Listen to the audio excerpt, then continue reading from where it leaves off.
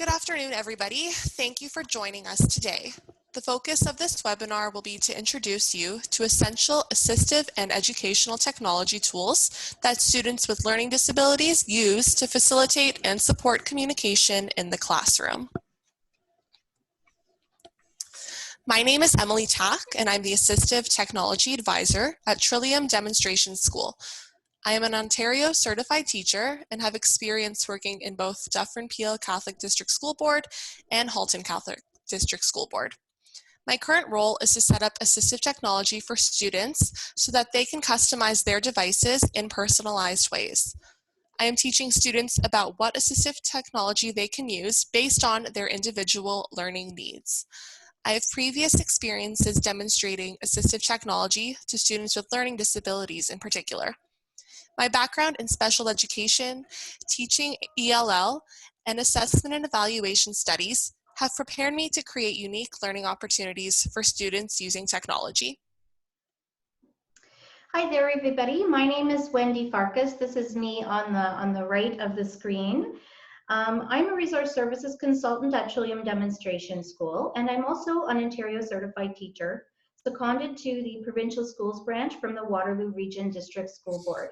My role here is to help educators and school boards across Ontario who are seeking support for their students with severe learning disabilities and ADHD. I am a huge fan of project-based and hands-on learning and educational technology in the classroom, so I'm so excited to join you today. I have worked with exceptional and struggling students throughout the entire duration of my career. Next, Emily's going to take us to our agenda for the day. Let's quickly go over some of our Zoom features. You can see us, but we can't see you. So please use the chat room below for any questions that you may have. We will be monitoring the chat room and we'll pause later on to answer your questions.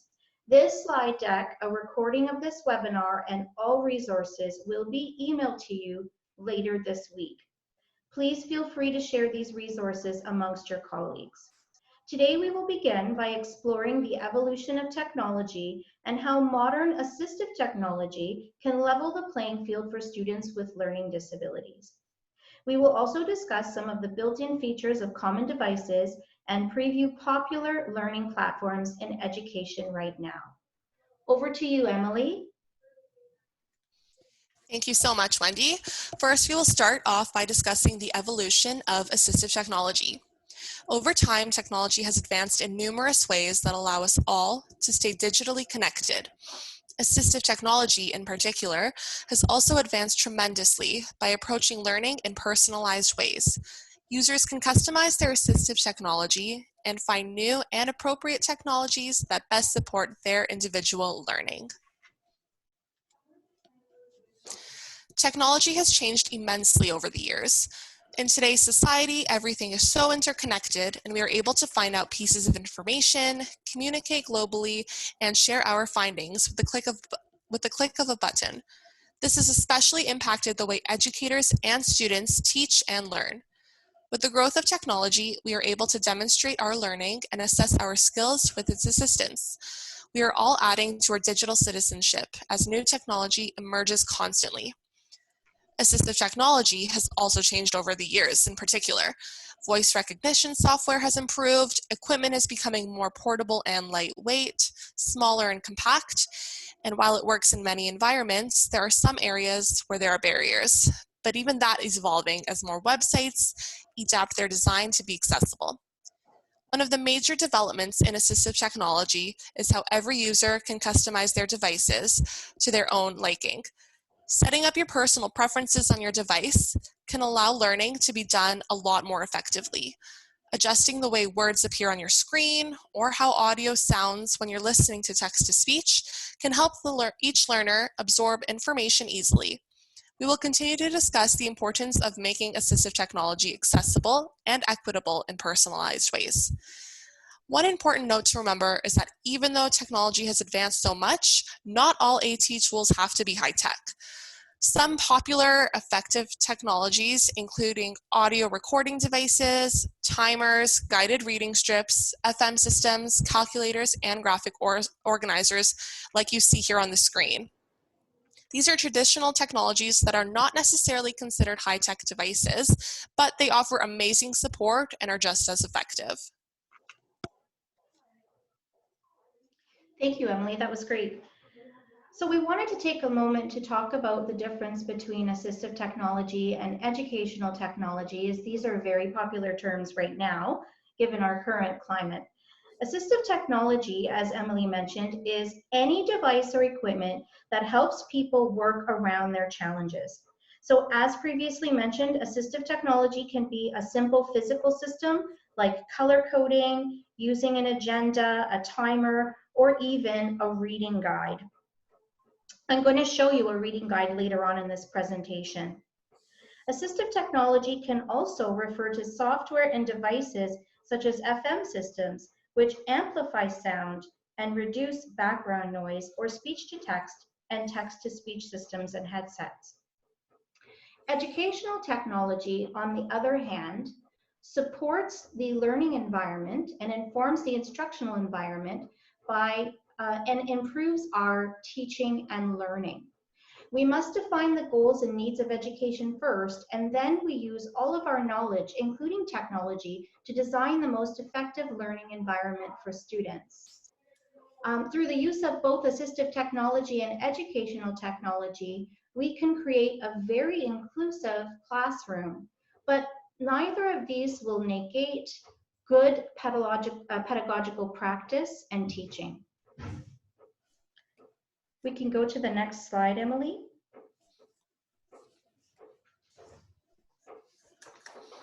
That's great, thank you so much.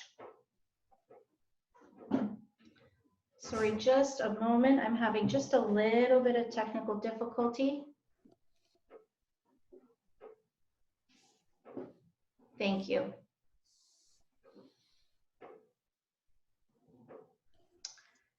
So we wanted to talk a little bit about differentiated instruction and universal design for learning, as these are identified in the Learning for All document as effective instructional strategies. As pictured in this image, what is equal may not be equitable. In the first frame, we have equality. Everyone gets the same thing. This works for some, but not for others. In the second frame, the support has been differentiated. Each person gets what they need. In the third frame, we take it a step further and remove the barrier from the start. This represents universal design for learning. Becoming knowledgeable about assistive technology and open to using educational technology in your classroom will help to create a fair and equitable environment for all of your students.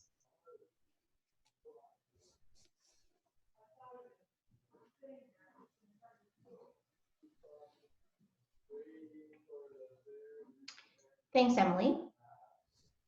If a student has a slight vision impairment, they might use eyeglasses to see the chalkboard clearly, and we would likely set them a little closer to us or the chalkboard during instructional time.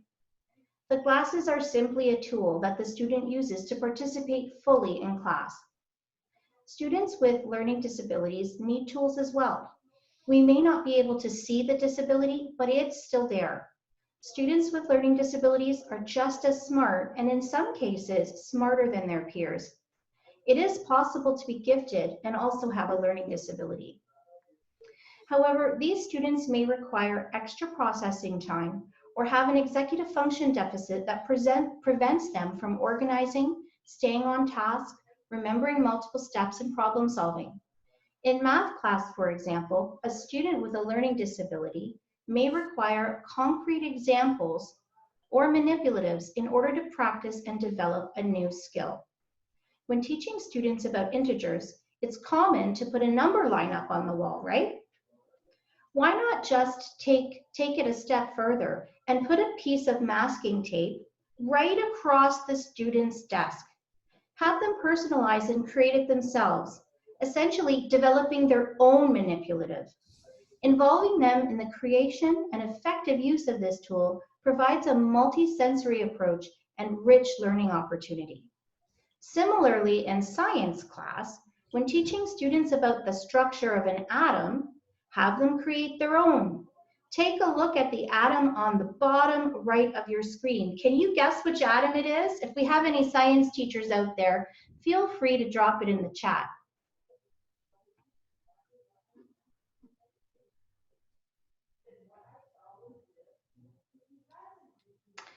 That's right, it's a carbon atom.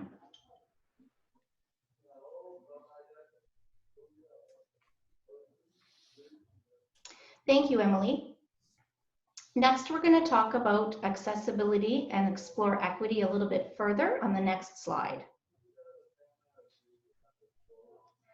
Students with learning disabilities often struggle with tasks that require reading and writing to demonstrate knowledge. They may be lacking basic phonemic awareness skills, letter, sound, and word recognition, or struggle with spelling and printing. A simple support could be to just read the worksheet to them so that they complete the activities orally, or offer to scribe for them. However, as teachers, we don't always have the time to sit one-on-one with individual students, especially for prolonged periods of time. Providing students with digital readable files makes the worksheet accessible, frees up the teacher's time, and gives students ownership and autonomy. When sharing digital worksheets, ensure that they are in an accessible format. Teach your students to use speech-to-text and text-to-speech platforms such as Google Read and Write or Immersive Reader. If scanning worksheets and sharing PDF files, ensure that students have access to and know how to use text annotation tools such as DocHub or Kami. These tools will convert a PDF or an image into an optical character recognition file. Note, standard PDF and images are a lot like pictures and they're not readable or writable. Take this worksheet on the right, for example. I scanned it and I uploaded it as a background to my Google Slides. Students can then use text boxes to type their answers on top. Now, that's a great trick for the average student, but Google Read and Write will not work on this file. It's not a readable file or a writable file. In fact, Google Read and Write won't read slides in Google Slides. However, it will read text in the speaker notes at the bottom of your slides. You could provide a script in the speaker notes and coach students with learning disabilities in your class to use the text-to-speech to listen to the script. Another thing teachers can do is to create audio files or screencasts to record instructions and lessons to minimize the amount of reading required for the student to understand and complete tasks.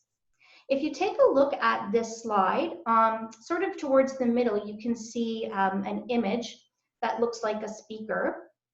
Emily, you don't have to click on it now, but when we send the resources to you, you'll be able to click directly on this thumbnail and it will play the instructions to the slide. So what I've done is I've recorded myself going through the slides, and in Google Slides, I've inserted an audio file, and it not only inserts the file, but it also creates this handy thumbnail so you can train your students or get your students used to seeing that. Whenever they see that, they know that they can click on it to listen for instructions, especially for your low readers.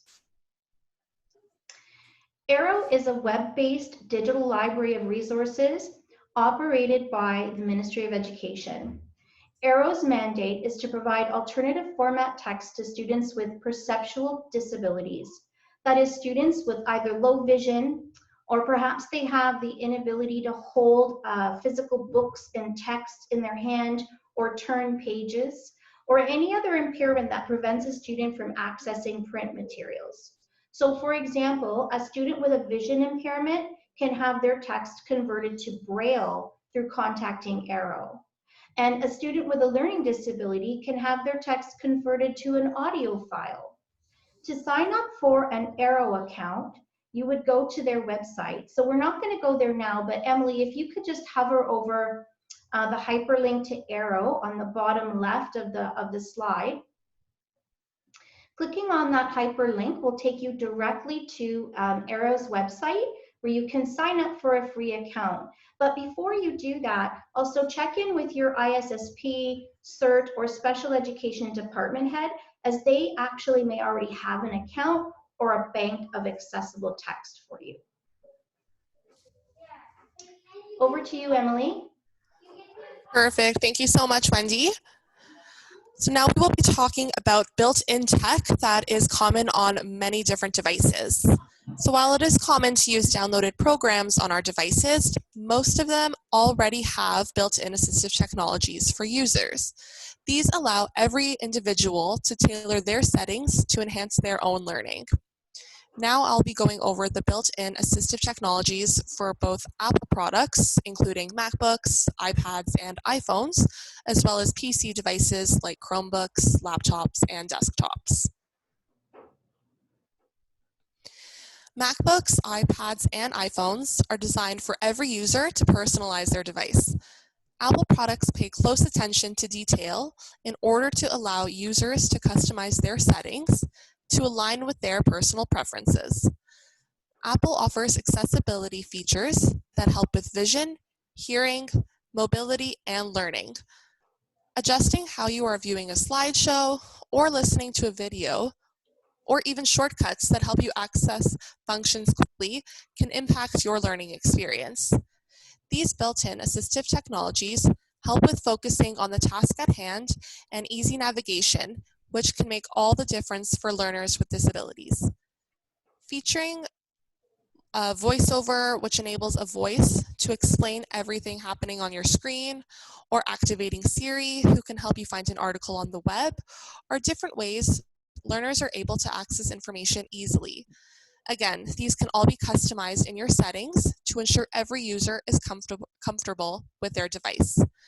Along with these built-in technologies, Apple products come with pre-installed programs like iMovie and GarageBand that allow students to demonstrate their learning in unique ways. These are great to keep in mind when encouraging students to think outside the box. And on the screen here, you can see a few extra built-in assistive technologies that Apple products offer. Emily, I just wanted to let you know you're getting a lot of mic feedback. Sorry to interrupt you. Just pull your mic away a little bit. Okay, thank you, Wendy. No Appreciate problem. it. So moving on to PC. So you can set up PC devices to your own liking as well. This list of built-in assistive technologies displays how many options there are for customizing your device. Whether it's a Chromebook, an HP laptop, or a desktop, this list of features encompasses accessible functions for everyone to utilize. For example, PC devices allow you to create your own shortcuts so that you can complete different functions easily, similar to Apple. Or you can alter the size of your mouse and cursor to locate things faster. It can be difficult and tiresome to look at a screen for hours and hours. These simple adjustments give every user the opportunity to view their screen in comfortable ways that prevent straining on the eyes, which can ultimately help with productivity and focus. One aspect that Microsoft focuses on improving when using technology is mental health. Minimizing distractions to improve focus and maintain organization and time management are a few ways that Office aims to promote the well-being of its users. And again, on the screen here, you can see different accessibility features that are easily adjustable in the settings on your own devices. So, now moving on to you, Wendy. Thank you so much, Emily. A virtual learning environment is a web-based platform used to support and facilitate learning. Whether you're using Google Classroom, Brightspace, ClassDojo, Schoolology, or Nearpod, ensure that you're following your school board protocols and become familiar with board-approved digital tools. Check with your system administrator and your AT consultant for a list of approved technology. Virtual learning environments can be used to facilitate classes, whether in a brick and mortar style classroom, remote learning, or hybrid learning models. In fact, we encourage you all to try creating an online platform to support daily instruction. Embracing these tools facilitates differentiated instruction, but embodies the principles of universal design for learning. A mentor once told me, differentiated instruction is like taking your students to an a la carte style restaurant and allowing each student to order off of the menu. Each student then gets a unique item based on their needs and wants. With universal design for learning and virtual learning environments, this is like taking your students to a buffet. Everything that everyone wants and needs is already there.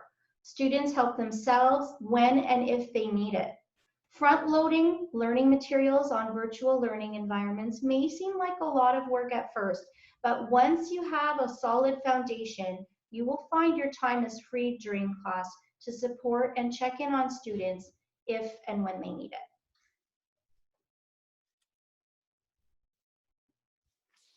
Thank you, Emily. Many school boards have chosen to use G Suite for Education. So you may already be familiar with the core tools that you see on the left, such as Google Drive, Google Classroom, Docs, and Sheets. But I also wanted to highlight a few key features and apps under the G Suite umbrella that your students with learning disabilities will find helpful. Google Read and Write is a multi-purpose speech-to-text, text-to-speech platform. This Chrome extension supports students who have reading and writing challenges. As we mentioned earlier, students with learning differences require assistive technology tools to participate and level the playing field in class. Assistive technology also should be customized to individual student needs, and we're going to quickly demonstrate that now. Emily, if you could enable Google Read and Write for me. Yep, it's already enabled right here at the top. It automatically appears. Thank you so much. So aside from the basic functionality of reading text to a student, where Emily, if you just want to hover over the play button, you can have text read to you. You can pause, you can stop. You can use the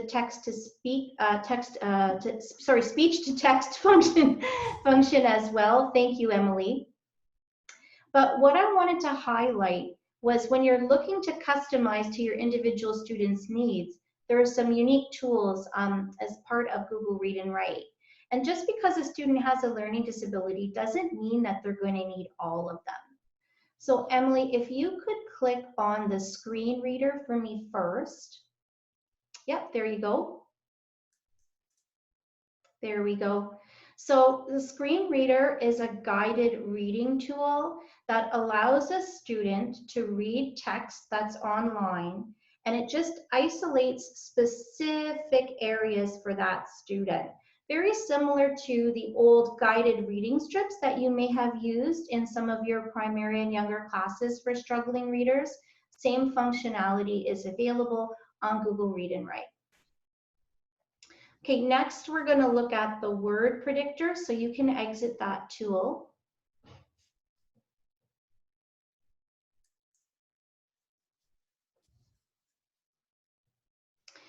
Thanks, Emily. So word predictor is a great tool for a student who has specific writing challenges. So maybe not just reading challenges, but writing challenges. If they don't have a strong foundation in phonemic awareness, they don't understand what the sounds are, they won't be able to spell. So by enabling the word predictor, as students start to type, a word bank appears. And a list of possible words will pop up and prompt them so they can select from that bank to help them with their typing and their spelling.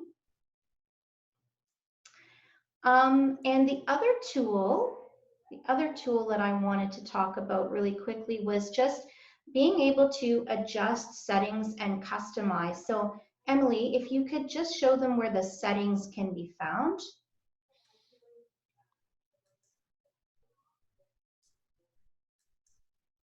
That's awesome. Thank you so much. So as you can see here in the settings, you can change the voice type. You can change it from a male to a female voice. You can change the speed of the voice. You can change the language in the settings as well if you need to. And you may find that your students with learning disabilities may have sensory issues as well. So certain voices and sounds may actually irritate them. So make sure that you show them this tool so that they can customize Google Read and Write for their own needs. Thank you for that, Emily. No problem. Okay, now returning back to our main slide, you can put it back into presentation mode. A couple of other great tools that are part of G Suite. So Jamboard. Jamboard is an interactive whiteboard that facilitates real-time collaboration. Participants can work remotely from various locations on their Jamboards. It's a really great tool for encouraging student collaboration, design thinking, and brainstorming, but it's also a great platform to create interactive teaching materials. So Emily, you don't have to click on this now because we might run over time a bit, but I have linked sample Jamboards to this presentation. So when our audience receives it later on this week, all they have to do is click on that Jamboard thumbnail. If you want to just hover over it, Em, to show them, all they have to do is click on that Jamboard thumbnail and it will take them to some shared Jamboards that they can preview. The next tool I want to highlight is Google Slides. Google Slides are not just for presentations anymore. Try creating a digital notebook on Slides Mania and teach your students how to color code, bullet journal, and manage their time. This very template that we're actually using in this slideshow is from Slides Mania. And again, you don't need to click on it, Em, but when our audience gets this, if you click on that Google Slides thumbnail, it's going to take you right to Slides Mania, where you'll see a lot of really neat interactive Google Slideshow templates that have already been created for you. Mindomo allows you to visually outline complex concepts, tasks, ideas, and other related information in a structured form. So for example, teachers can model mind mapping for struggling learners as part of the writing process. When preparing to write, say, an opinion piece or an essay, you can teach your struggling learners to create a visual outline. Lastly, Google Keep and Google Tasks are great time management tools for students with learning differences or exceptional students in general. Google Keep is an app in G Suite. Students can create reminders and checklists within it and also set alarms based on due dates and timelines. But another cool function is they can actually set an alarm based on a geographic location. So if there's something that they keep forgetting when they're at home, right? They can set an alarm specific to time, or they can set an alarm so that when they physically walk out the door, so they set a geographic location alarm, an alarm will chime and it will remind them, like, don't forget your book bag, or don't forget to lock the door, whatever it might be. Google Keep also has OCR capability, so students can take a picture of a sign on the street or a worksheet in class, and Google Keep will convert it to a readable file on their mobile device. Google Tasks is now available with virtually any Google app. It used to be you could only view Google Tasks when you were on Google Docs or you were in Gmail. But to use this, you would just enable the sidebar. So Emily, if you want to just exit out of presentation mode and then click on the sidebar, there it is. So I want you to just go up to that very last thumbnail, the blue circle that says tasks, and click on it for us. Oh, just enable it. That's great. So here you can see students can go ahead and they can create tasks. So Emily, if you want to just go in there and type in, homework time. Perfect. And then click on the little edit button to the right. Okay, so clicking there allows the student again to set reminders, but this is synchronous with Google Calendar. So as the student is creating tasks for themselves and setting due dates and reminders, it's going to also plug it into their Google Calendar, and the student can also add subtasks. So if you're dealing with a student that has a learning difficulty and you're giving them a big summative assignment, they're going to have a lot of trouble with breaking it down into small, manageable chunks. But by teaching them how to use Google Tasks, you can model how to do that. You can model how to break it down into big chunks and then teach them how to add subtasks to make that summative a lot more manageable and to make that summative more successful for them. And over to you, Emily, for Office 365. Perfect, thank you, Wendy. I'm just going to go back in our presentation here and continue on to our next slide. Perfect. So Wendy gave a great description of G Suite for you all, and some schools are still using Office 365, some schools and school boards. So I just wanted to go over some of the great programs and apps that are available there as well. So just as G Suite offers a variety of programs for teachers and students to navigate online learning, so does Office 365. Once you sign into your Microsoft account, you will have access to a variety of programs for the classroom. So for those of you using Office 365, these apps are pretty common and will appear for you all to use. Whether they are being used for instructional time or for students who are brainstorming for a project, these apps and programs are designed to let users complete their work, again, using a personalized approach. So each program offers a unique function. So do you need to do some brainstorming or drawing? You can try out Whiteboard. Or are you trying to plan out your day and figure out what you want to accomplish? To do is something that you might want to check out. These programs will help students develop their learning skills so that when it comes time for them to actually dive in and get to work, they have the necessary tools and feel confident. The Office 365 website gives a closer look to each of the available apps and how to adjust accessibility using built-in assistive technologies as well. So one program in particular that I wanted to show is OneNote. So OneNote is like a digital binder for students where they can create notebooks with separate tabs for various different notes. And I'll show you now what the layout of OneNote looks like. So I've created a hyperlink here, so that will just take us to OneNote. Perfect. And if you haven't used it before, it will just take you to a little setup page. For now, I will skip so we can just get into our notebook. So I created just an assistive technology page over here. So this is our assistive technology section. And then as you can see here, it goes into lesson 1. So at the bottom of my screen, I'm just hovering over the add section and add page options. So this is kind of what I mean by the digital binder. You're able to add different sections. So this can be different subjects that students are in. So math, science, English, so on. And then different pages. So whether it's the different lessons or a quiz that they're working on or just a fun facts page, it really allows the user to create this binder digitally, which it might be easier for students to stay organized. And up here, I just want to note a couple of really cool functions. So tags is something that is really popular to use. So it brings you to a wide list here of different things that you might want to use. So if it's a to-do list that you are creating, or if you just are making notes and have a question about something, you're able to add that tag. Or if something you want to highlight, you're able to highlight those if you're studying for a test. So some really neat features that are really useful for students with learning disabilities to stay organized, manage their time if it's, again, a to-do list. So things like that are definitely important to keep in mind. It also has a speech-to-text function here with the microphone, so you can dictate.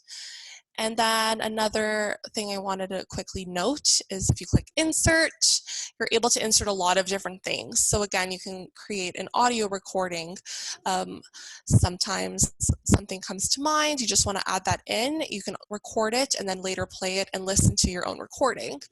You can add other files if you're trying to create a list of resources and other things that you want to keep organized in your digital binder. And you can add pictures and links to the web as well for further information on different subject areas. So again, just a really neat tool and really great way to stay organized. It's a personal favorite, and I've seen it really make a difference for a lot of students. So I'm just going to go back here and to our presentation. Perfect. And now I'm going to be moving on to digital resources. So to continue on the topic of accessible online resources, these 3 websites provide information on e-learning by supporting teachers and students. Educators are able to view numerous tools and resources to use in the classroom for a variety of subjects, grades, interests, and learning levels. The Ontario Educational Resource Bank, provided by the Ministry of Education, offers curriculum-based resources such as unit and lesson plans, interactive tools, and other activities to use in the classroom for all school boards. Using a login provided by your school board, you will be able to access a wide range of tools that can be easily adapted and modified to meet your students' needs. OSAPAC works to provide and educate professionals about provincially licensed software that can be used in the classroom. They provide professional development opportunities so that educators are fully equipped to use these tools in the classroom. Educators can determine what software is best suited for their classrooms by browsing through the extensive database. And they also offer a great variety of popular and up-and-coming programs. Really cool to check out. Tello, through EduGains, provides information on the online learning environment, what it is, and how to use it. Tello explains the e-learning and blended learning environments, which are especially relevant in our society today where remote learning is more common. Whether students are in class on site or at home, they all have the ability to access these resources and be connected digitally. Teachers can easily adapt these files as well to ensure they are accessible for all types of learners using the assistive technology we've discussed today. So in the slide here, you can see that for the word Tello, there is a hyperlink. So just for you guys to note that that is available for you to check out the Tello website. Again, all of these different websites have great resources for online learning, different activities that can be done. So it's a really cool collection of different things for every type of learner. And again, combined with assistive technology, it really makes learning a lot more engaging, fun, and interactive.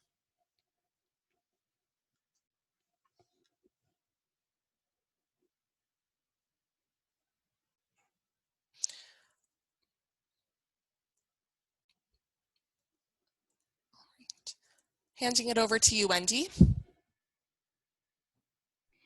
Thank you so much, Emily. There are many free web-based platforms that you can use with your students in your virtual learning environment. Maybe a Chrome extension, it may be an app, it may be freeware. We just wanted to quickly highlight a few, being mindful of the time.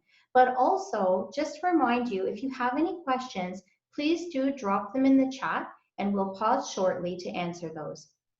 So Canva is a web-based tool where students can create infographics and posters to demonstrate content knowledge.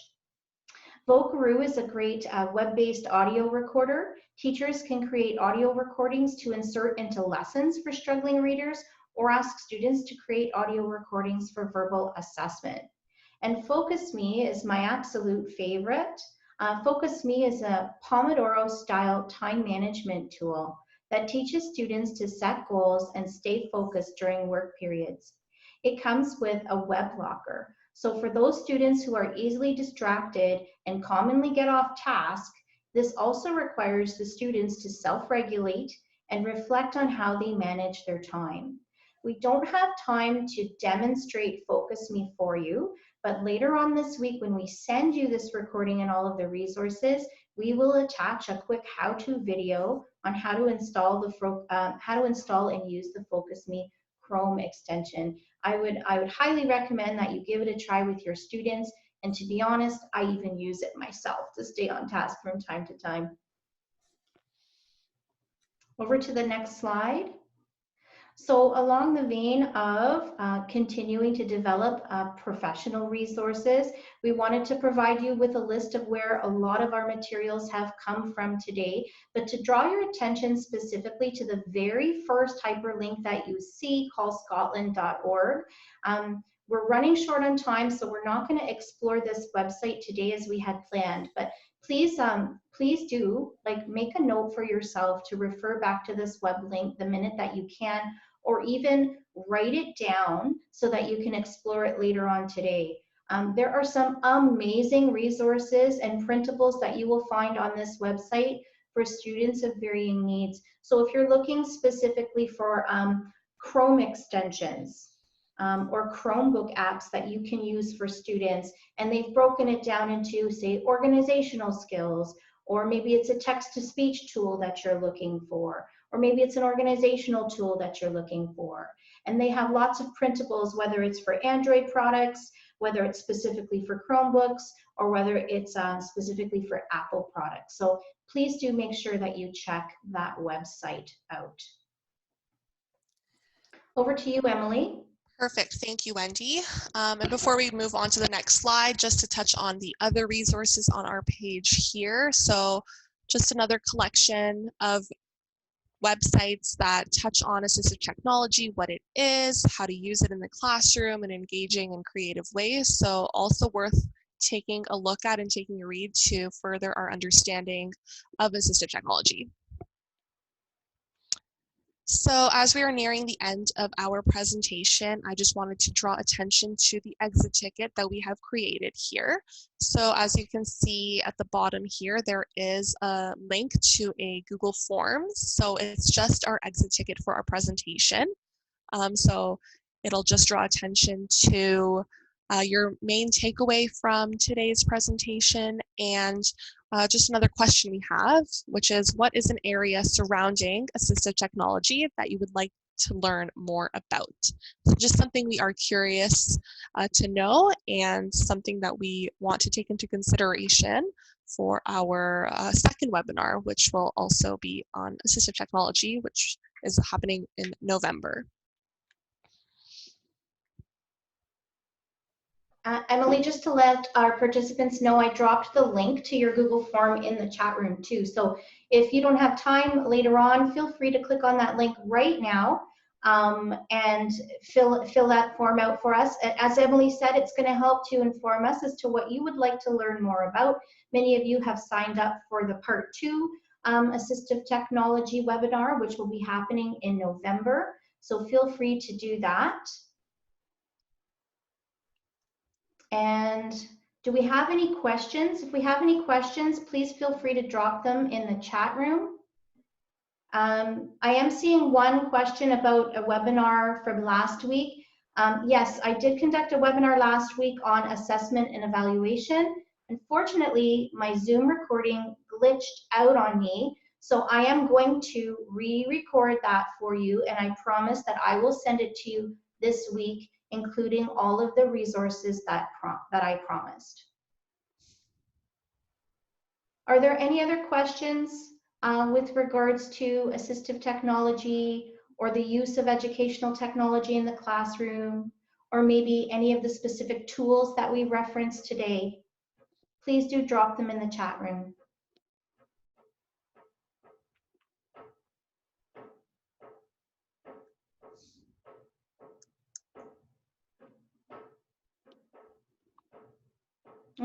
I don't see any tools. That's okay. Thank you, Emily, for putting our contact information up on screen. You have both of our business cards there in front of you. You have our direct extensions and our email addresses. So if you do think of something later on and you want to ask, always feel free to reach out. We are happy to help via email or phone. Also, please do sign up for Part 2 of our Assistive Technology webinar called Assistive Technology Continued on November the 19th, same time, and you would register same way that you did last time through our website, and the link is also there for you.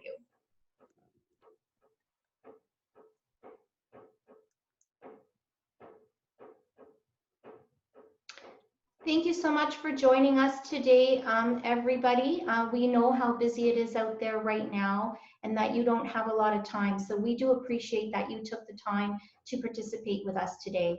Again, please reach out anytime. Bye, everybody. Take care. Thank you, everyone. Bye.